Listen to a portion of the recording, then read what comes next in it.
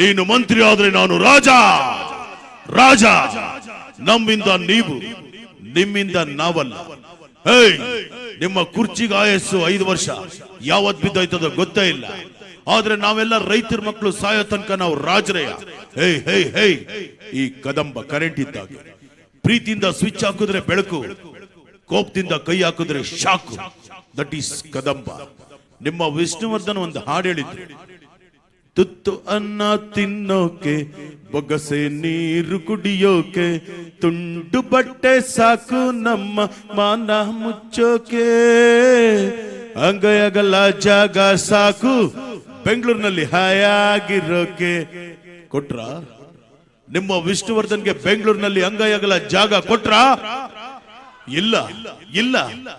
ಯಾಕೆ ಯಾಕೆ? ಅವನ್ ತಪ್ಪು ಮಾಡ್ದ, ಇವನ್ ತಪ್ಪು ಮಾಡ್ದ, ನಾನೇನಯ್ಯ ತಪ್ಪು ಮಾಡ್ದೆ?